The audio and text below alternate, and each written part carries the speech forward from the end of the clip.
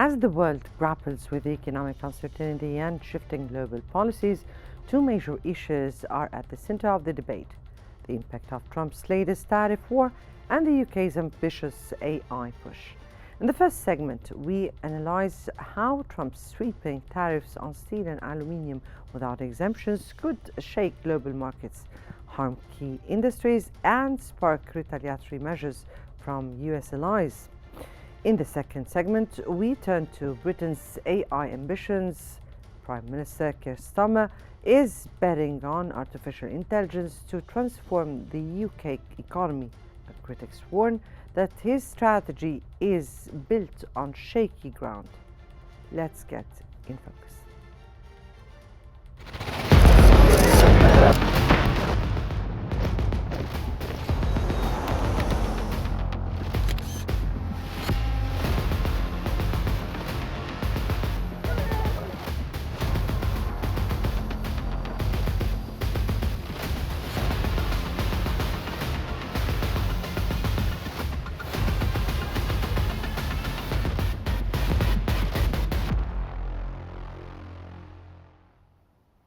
President Donald Trump is reigniting his trade war, imposing sweeping tariffs on steel and aluminium imports with no exemptions.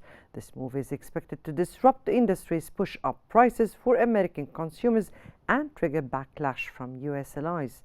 As key players lobby for carve-outs, will Trump's administration hold firm, or could political and economic pressure force a last-minute adjustment? Now, the Wall Street Journal reports that despite heavy lobbying from US allies and business leaders, the Trump administration has refused to grant exemptions to its new 25% tariffs on steel and aluminium imports. These measures, first introduced in 2018 and later revised, now apply to all steel and aluminium imports, including from allies like Canada, the UK, Japan, and the EU. The decision has already triggered sharp criticism from global partners, warning of retaliatory tariffs on American exports. Meanwhile, US industries that depend on imported metals such as automotive, aerospace, and construction are bracing for price hiking and supply chain disruptions.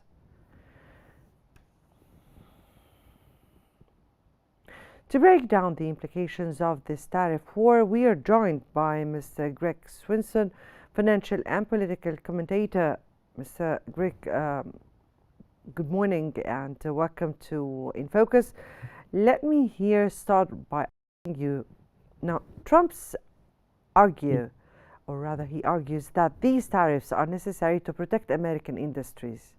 But given the past impact of similar measures, is this really a sound economic move? Yeah, I think that's one of the reasons for President Trump to think that tariffs are a good idea, but it's not the only reason. So, there will be some disruption, and I think when you do put tariffs or any kind of tax, because that's essentially what a tariff is, a tax. If you put that on any goods and services, there will be disruption in the supply chain.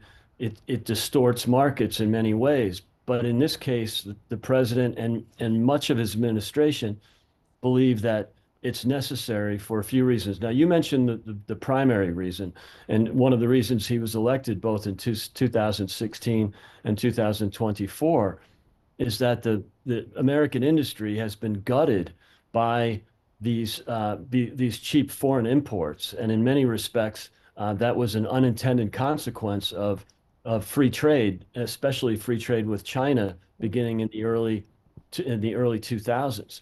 And so some of these industries have really been gutted. Entire towns and states have been really gutted by this free trade, and which is essentially ended up being importing cheap labor, not literally importing the cheap labor in terms of bringing workers into the country, but importing goods that were produced by cheap labor, and therefore disrupting the supply chains within the United States borders. And so that's been something that it took a long time for economists and other analysts to understand the unintended consequences of free trade, but it's pretty important. Right now, 10% of the consumers in America account for 50% of the consumption. So in other words, the top 10% are doing quite well and are consuming 50% of the goods produced. But unfortunately, the other 90% consumes 50%. So there's been some unequal distribution of both wealth and income caused in many respects by free trade. Scott Bessent, the Secretary of State, made a great comment last week. He said, the cheap goods isn't necessarily a fundamental part of the American dream. I think, and that's important to keep in mind that, that there are cheap goods. It does make some things more affordable, and there will be disruption to supply chains, but we think it's worth it in the long run. But then you have to look at the other reasons for tariffs. One is revenue, which we desperately need because of the $36 trillion debt. And much of that, 1/3 of that came in the last 4 years. So that has to be addressed. Again, protecting critical U.S. industries, not just, but if you look at industries like shipbuilding, industries that are that like rare earth minerals, critical metals, those are things that have to be controlled for national security purposes. And then you have the negotiating tool, and you've seen President Trump use tariffs as a threat in negotiations, and in many respects, it's worked already in his short second term here. Mhm. You've been speaking about debts or countering the debts issue, but we're already seeing pushback from the US allies, Canada, the the Yeah. EU, and Australia. Now, do you think these tariffs could trigger a new wave of trade disputes, and how will that reflect on the US revenue and its ability to to stand? Uh, to stand for the debts, its debts, and cover them? Yes, yeah, no, it's a great question, and I think what we have to consider here is there's going to be some offsets, right? There'll be some challenges in some supply chains that will be offset by benefits in other supply chains, and it's the same thing with revenue. So there is a chance that tax revenues will go down if trade slows down, but that'll be offset by tariffs in many respects, and then same thing with prices. But will go down on others, and there'll be more competition in the U.S. to bring those prices down. So there are some offsets here, but I think one of the most important reasons we have to use new methodology and think differently is the debt. And I won't get into the economic calculus of it, but the simple formula is that when the U.S. run trade deficits with our trading partners, we fund that with the capital markets, with debt. And because the U.S. has had the biggest bond market in the world, the biggest capital markets in the world, and the U.S. Treasury market specifically, we've been able to borrow and fund these trade deficits for generations now. But unfortunately, by going from 24 trillion to 35, 36 trillion in debt in just 4 years of the Biden administration, we now have a debt problem, I should say, a bigger debt problem, and it's really unsustainable. Also, because of the inflation of the Biden years caused by this reckless spending, Mhm. interest rates have doubled. So the Treasury now has to make interest payments every year that are 2 times what they were in terms of the rate, but several times higher because of the additional debt that's been added on. So it's not going away. And one of the ways to address that in the long term is reducing our trade deficits. Again, we didn't really mind funding those deficits when money was cheap, but money is not cheap anymore, and our debt is a lot higher. So we've got to do a lot of things, reduce spending, increase GDP growth so that tax revenues go up, but also, and obviously deregulate so we have more business investment, more growth, more wage growth, most importantly, and therefore more tax revenues. But in many respects, the trade surpluses enjoyed by Canada and Mexico and the EU are unsustainable. Not only are they unfair because we're basically funding their welfare states and protecting them with our defense and security, but more importantly, it's unsustainable with the debt potential debt crisis we have in the U.S. Well, Mr. Trump has said before that these measures are to encourage the U.S. production. Now, industries that rely on steel and aluminium, like the auto manufacturers and the construction, they are warning that prices will rise and jobs could be lost. Now, how significant will the impact be on the U.S. economy in this case? Yeah, there could be some effect on it, right? And unfortunately, with tariffs, there's not a lot of data on this, right? Because tariffs haven't been used extensively in quite some time. Perhaps you could argue 100 years. When Trump put tariffs on a lot of Chinese goods in his first term, there was some slight impact, but it was insignificant in terms of inflation or price increases. Yes, there was some effects on certain industries like appliances, for example, that use inputs from from imports like aluminum and steel, but they were offset completely by tax reform and deregulation, which unleashed the supply side or the private sector to produce more goods and be more productive. So I think that there's little data that I see all these headlines that economists are saying that tariffs will be inflationary. A lot of that was during the campaign when, while most academics are very pro-Democrat and anti-Republican, it wasn't hard to find 10 or 20 economists or academics to say that Trump's plans, economic plans, were detrimental. Of course, they're going to say that, but more importantly, we don't have a lot of data, and so a lot of this is uncertain, and markets don't like uncertainty. So you're seeing a bit of pain in the stock markets right now. But I would argue long term, there might be some price increases on certain inputs. Those will be replaced by U.S. production of those inputs, notably in steel and aluminum. And ultimately, those input prices will come down. And I think, we really have to keep our eye on a couple of things, one of which, one is prices for sure, but also keep an eye on these trade surpluses and deficits.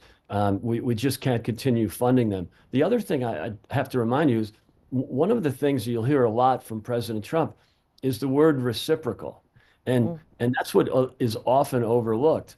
He is just making the tariffs reciprocal to what our trading partners are putting on our exports. And so it's pretty inconsistent to talk about free and fair trade when the trade is actually not fair. And so a lot of these tariffs are just reciprocal tariffs so that there's a level playing field, a fair playing field. The most obvious is in the auto business, where the EU has 10% tariffs on automobiles sold in the EU, and they're putting up to 38% tariffs on Chinese electric vehicles. So this isn't really just a U.S. thing. We're just trying to make our tariffs, level with the tariffs that are put on not only us, but on other trading partners like China.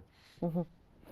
The Trump administration says the previous tariff exemptions created loopholes that allow Chinese steel to enter the U.S. through third-party countries. Now, is this a valid concern, or is this just another round of protectionism? Yeah, look, he's got a lot. There's a long list of reasons, most of which I've gone through, and I think that might be one of them. I wouldn't argue that that's the top reason. Yes, that can happen. You can ship inputs to Canada and Mexico, and then they come through the border through those countries. But so there will be some of that, but I don't think it's going to really move the needle that much. I think it's more obvious in sectors like oil and refined products where countries with sanctions or with tariffs like Iran, like Russia, are selling to third parties and getting into countries that don't want their goods. For example, Australia has real constraints on keeping coal out of China. They've had their own little trade war with China for years now, and so there's a sort of a black market of goods and services that come through intermediary countries. Yes, I think that's one issue for President Trump. I don't disagree with him on it. I don't think it's as significant as the trade surpluses and reciprocity in terms of fairness on tariffs. Right, Mr. Grech, Please stay with us as we continue on with our second segment. And as Trump doubles down on tariffs, industries and global allies are bracing for impact with major economic consequences on the horizon. The question now is whether these trade policies will strengthen American manufacturing or trigger wider disruption. Now, we turn to the UK's ambitious AI strategy and whether Britain can truly become a global tech leader. Now, the UK government is pouring billions into artificial intelligence, betting that AI will drive economic growth and modernize public services. But critics argue that this plan is based on unrealistic expectations. AI-driven automation might not deliver the efficiency gains Starmer hopes for, and Britain's AI infrastructure lags behind global competitors. Can the UK truly become a tech superpower, or is this strategy doomed to fail? Now, the Foreign Policy Journal argues that Britain's AI plan is built on shaky assumptions. While Prime Minister Starmer promotes AI as the foundation for a decade of national renewal, the technology itself may not be capable of delivering the expected transformation. Critics pointed to AI's limitations, including unreliable automation, high energy costs, and the potential for major disruptions in public services. Meanwhile, concerns about data privacy, regulatory challenges, and job losses are adding to skepticism. The question now, can the UK overcome these obstacles, or is Starmer's AI strategy just political posturing?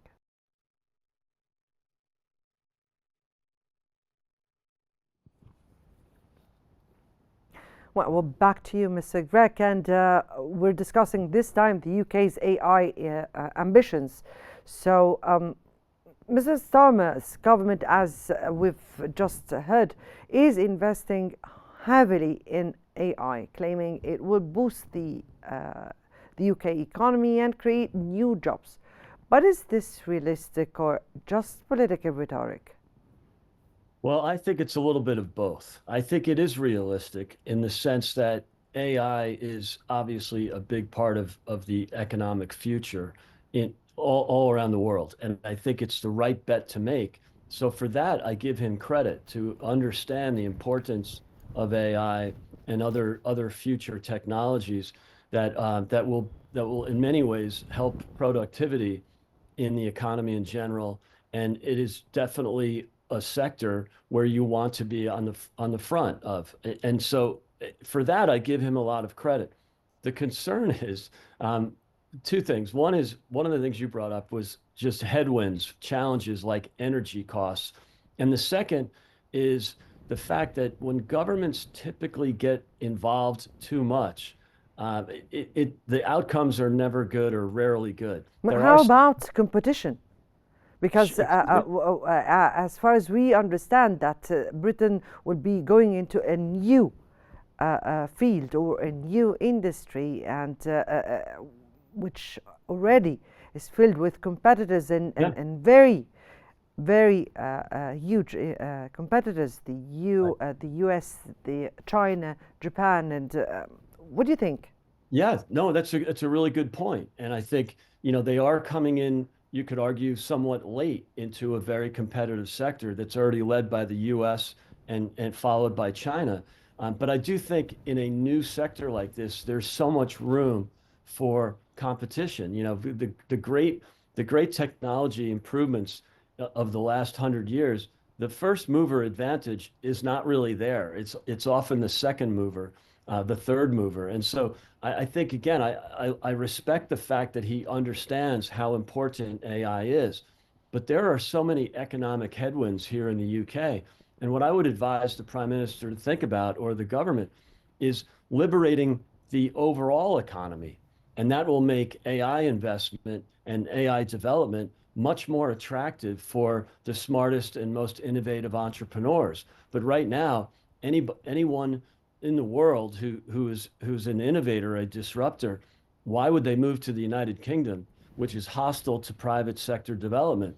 And so maybe the Prime Minister is going to turn the battleship on this and make the UK a destination by encouraging or by investing, but that shouldn't come from the government sector typically. That should come from the private sector. And right now, this government is very hostile to the private sector. And so you mentioned energy costs. Right now, it costs businesses in the UK 5 times as much, not 5%, 500% more than businesses in the United States pay for energy. So how could you possibly develop an AI infrastructure when you're paying 5 times? Now, that might mean that they subsidize it and they pay for the energy, but that's just really disruptive to the economy, and it makes other consumers, other businesses pay even more. And so, this is something that the UK should consider liberating their economy and making it attractive to industries such as AI, but not just AI. And I think that's where they're going to go wrong here. They might promote something. When governments typically invest, it means they're misallocating. The private sector is a much better allocator of capital than the public sector. So I always become rather suspicious when governments decide to invest in certain things, whether it's chips or construction. It always ends up misallocating capital. So, look, I think it's a good idea again, but with 5 times the energy costs, with much higher taxes than much of their competition in the United States, for example, it makes it really difficult to attract innovators, to attract entrepreneurs. So that's my concern with this push. It's not the industry that they've chosen, but it better to let the market, the private sector allocate capital. And I'll give you an example. One of the really leading technologies here in the UK is fintech. And and that's not because the government invested in it. It's because of the proximity to Europe, more importantly, the proximity to Africa, which was really on the cutting edge of fintech 10 or 15 years ago. And so because it attracted entrepreneurs and there was some innovation, it became a real, I would argue, it made the UK a leading sector or leading innovator or leading home for fintech. But this hostility that's come to the private sector in the last decade with too much tax, too much regulation, the regulatory burden is really deafening here. And also the fact that if companies make too much money, for example, in the energy sector, they have what they call windfall taxes. So even though we had a conservative government here for 14 years, they surely, from an economic perspective, they surely behaved as a more of a mercantilist Right. or Another argument here is that the AI Opportunities Action Plan includes AI growth zones and new data centers. Now, from your point of view, do you think a key issue here with the AI adoption in government is accuracy and large language models? When we are speaking here about AI, and sometimes, of course, they are prone to errors. Now, can the AI really be trusted to handle the critical government functions here? I think the answer is yes. I do think there'll be mistakes made along the way, and that happens with any innovative or new technology. But I think so much of government can be replaced by AI because it's fairly low tech, and there's probably too much government in this country. I can make that argument, but I do think you brought up another good point. The cost of developing artificial intelligence in this country will be so much higher. Again, going back to energy, one of the biggest input cost for data centers is energy. And because energy is so expensive here, why is it so expensive? Two reasons. One is the regulatory burden on the energy delivery companies, but more importantly, the fact that the UK depends on imports for energy. That 20 years ago, this country was energy independent. In 2005, they produced all the energy they needed here in the United Kingdom. That's changed dramatically. There's still a ban on no way to tap into natural gas resources Right. here here in the UK. So these are things that are more big picture economics than specific to AI. But it remains to be seen what will happen at this upcoming stage with the UK and the AI ambitions. Mr. Greg Swenson, thank you so much for your insights on both segments today. And the UK's AI gamble is ambitious, but whether it pays off remains to be seen. From Trump's relentless trade war to Britain's AI ambitions, today's episode highlighted two bold but controversial strategies. Will Trump's tariffs backfire and disrupt global trade? And can the UK truly lead in AI? Or is this just political wishful thinking? We'll keep these questions in focus. So see you next time.